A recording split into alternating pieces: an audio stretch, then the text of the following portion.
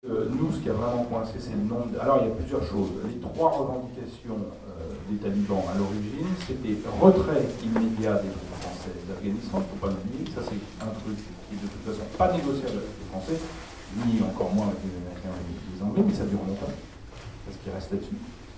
Un certain nombre de prisonniers, 100 prisonniers, et une éventuelle rançon. Il parlait de 10 millions d'euros, ça n'a jamais été très clair. Je me suis dit, c'était dollars, euros. Bon. En tout cas, la somme était 10. Bon, voilà. De ce qu'ils nous disaient, nous. Hein. Ça, c'est des sources talibanes, j'en ai.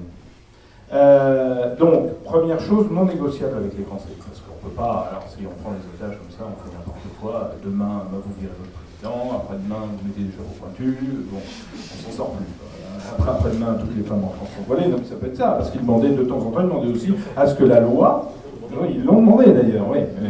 Thierry me le confirme, parce que moi je n'étais pas. Ils ont demandé à ce que la loi donc sur les femmes voilées dans les lieux publics soit abrogée. Bon, ça c'est pas négociable. Après, ce qui reste négociable, c'est donc l'argent et surtout les prisonniers. Alors pourquoi 100 prisonniers? On se dit c'est pas énorme, il y a 20 000 talibans combattants, sauf que ces prisonniers ne sont pas aux mains des Français.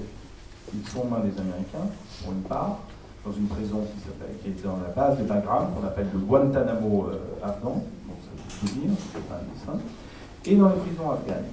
Les Américains ont dit no way, rien, pas un.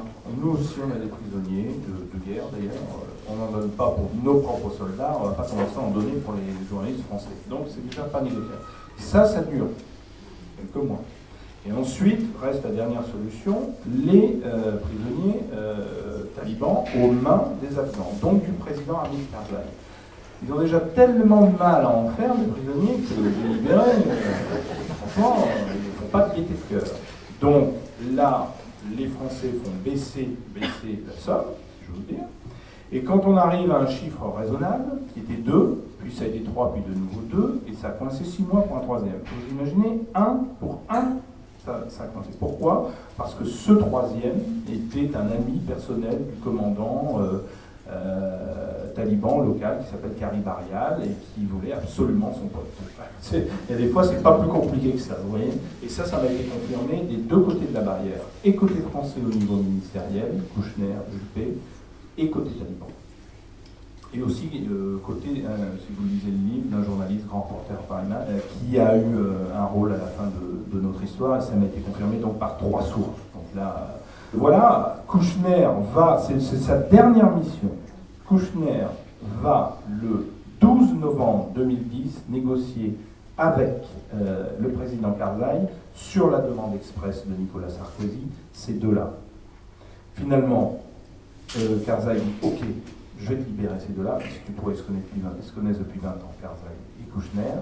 Kouchner, c'est sa dernière mission, il remonte dans l'avion, il n'est plus ministre des Affaires étrangères, il me dit, c'est sa toute dernière mission, son ultime truc. Il rentre, Karzai traîne des pieds encore, novembre, décembre, janvier, Juppé y retourne, toujours à la demande du président Sarkozy, revisse un peu l'affaire.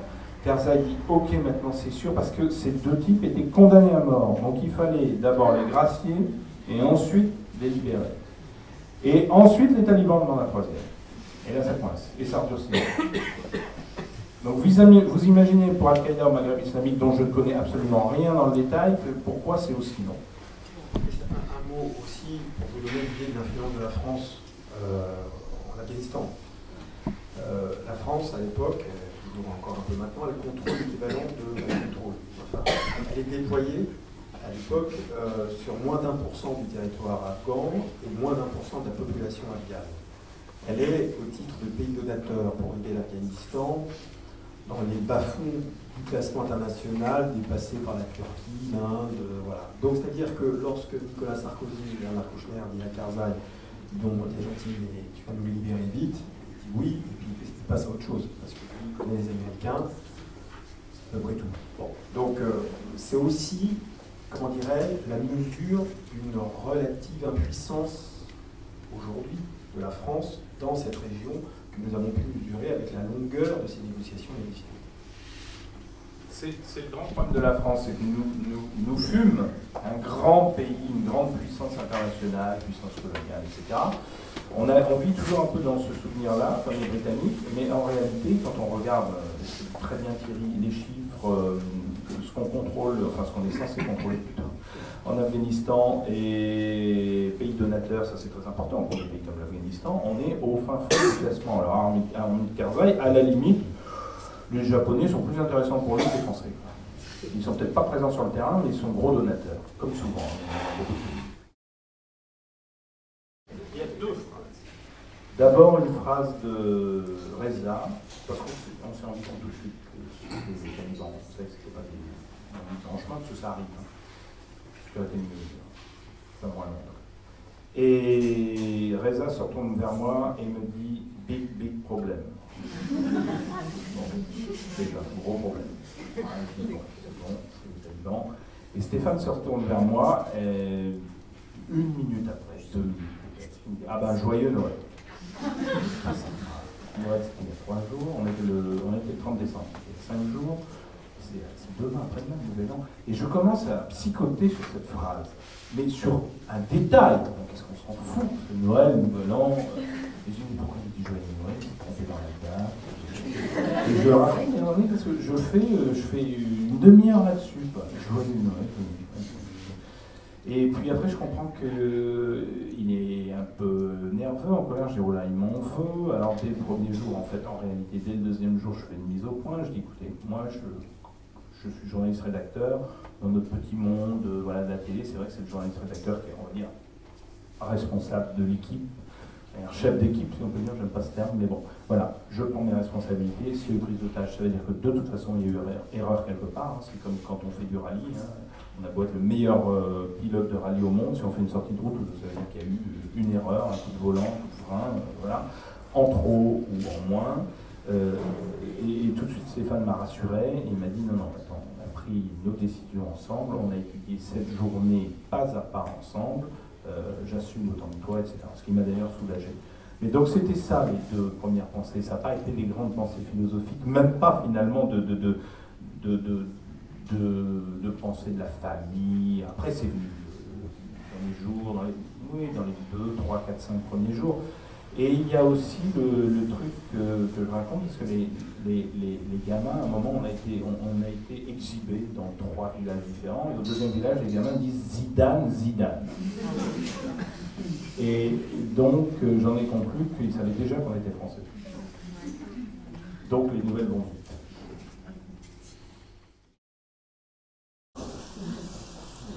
Oui. Mais voilà, il y a, comme disait Thierry, on est dans un contexte très particulier en ce moment à France Télévisions, et j'en suis absolument conscient. Il y a eu le premier choc, mais qui s'est très bien terminé, c'est Stéphane et moi, et il y a eu le deuxième choc fatal, c'est celui de Gilles Jacquet.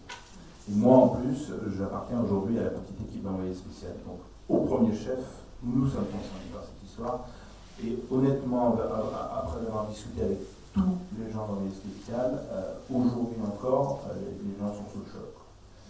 Donc et puis il y a ceux qui décident, Thierry au premier chef, et vous savez, on n'envoie pas ces journalistes au casse-pipe par guet-détecteur. Donc la réflexion est déjà intense d'habitude, et là elle est encore beaucoup plus. Pour tout le monde, et pour moi en particulier, je pense. Ça dépendait lesquels,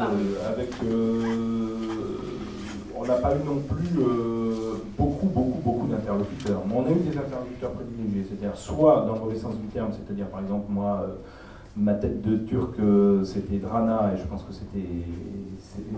moi j'étais sa tête de turc aussi, en tout cas au début. Donc un certain Drana, voilà. D'autres, ça s'est mieux passé, d'autres, on avait une vraie communication. Mais c'est vrai qu'au début, Stéphane et moi en particulier, enfin au début, Stéphane et moi, on était des otages. On avait un peu perdu notre côté journaliste. Et ensuite, moi, la deuxième partie, à partir de l'été 2010, j'ai repris mon métier de journaliste, et surtout dans les derniers 6 mois, où on a eu l'occasion de côtoyer un certain Zahed, qui a été notre geôlier pendant 4 mois et demi, très bavard, très menteur aussi.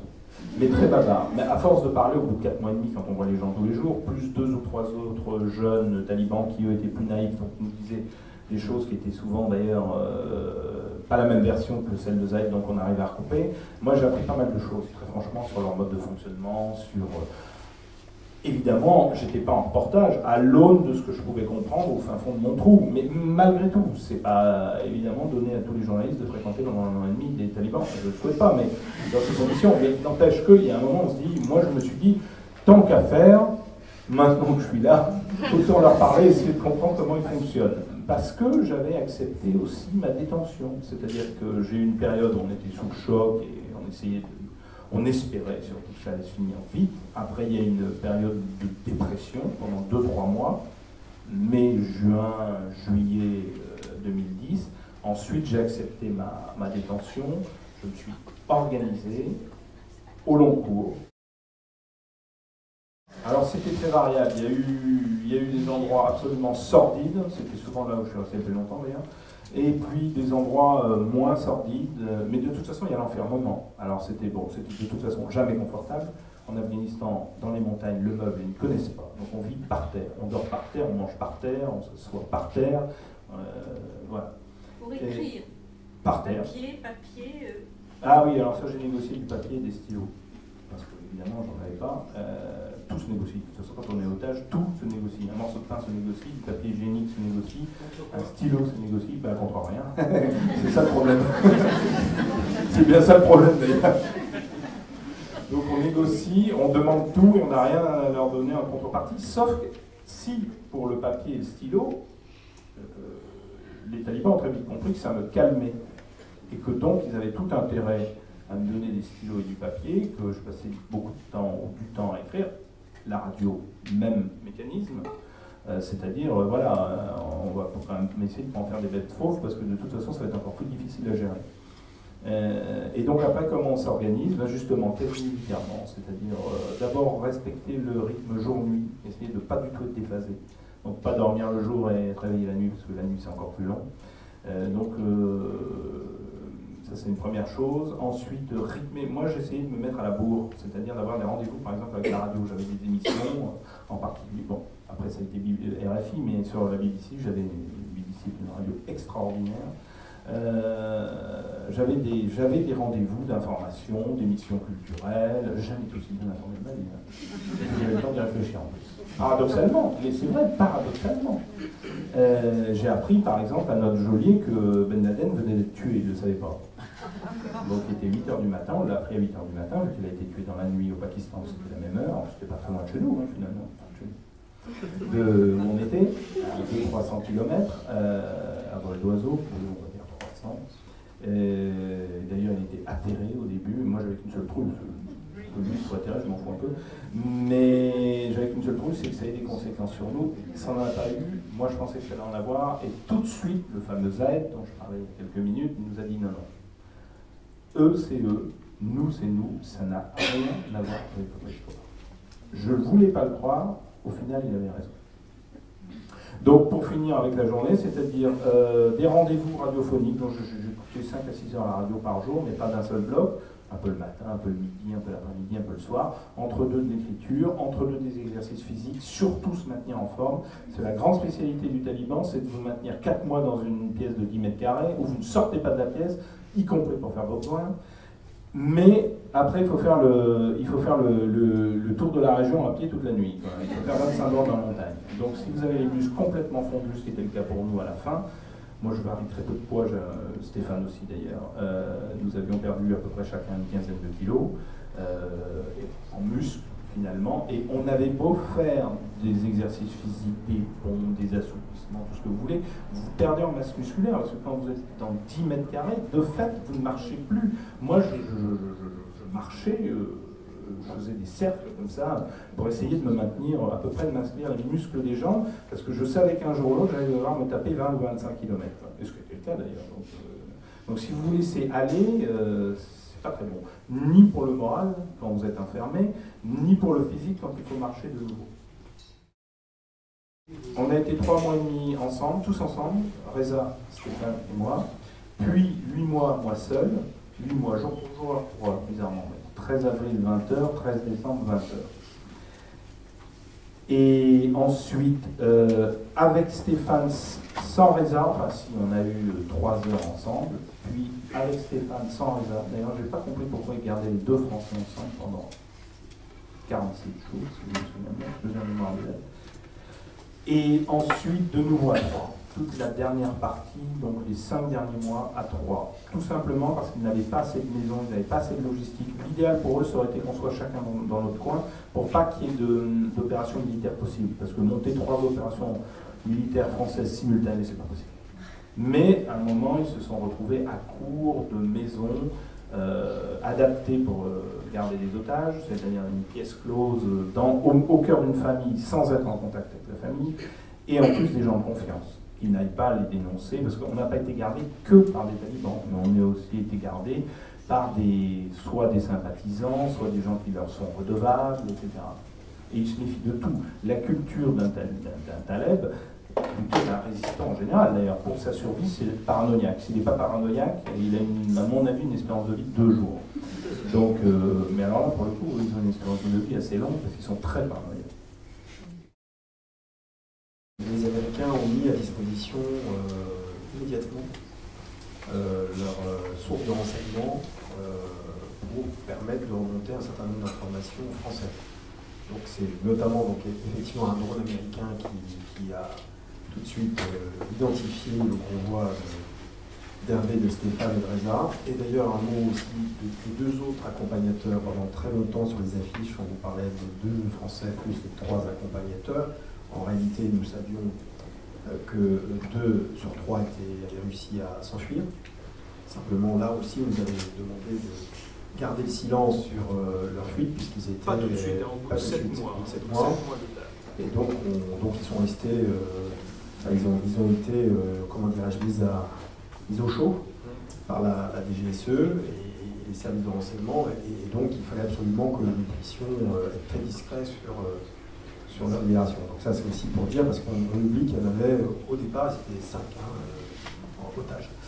Donc les Américains, il y a eu une très bonne coopération et collaboration entre les Américains et les Français, parce qu'il y a une solidarité de fait, effectivement, parce que ce sont des ressortissants occidentaux et que les Américains et les Français partagent la même alliance, l'OTAN, et qu'ils partagent les renseignements, parfois les opérations, elles sont les mêmes, hein, donc avec ça, vous avez à la fois des éléments américains, des éléments français qui se coordonnent sur le terrain.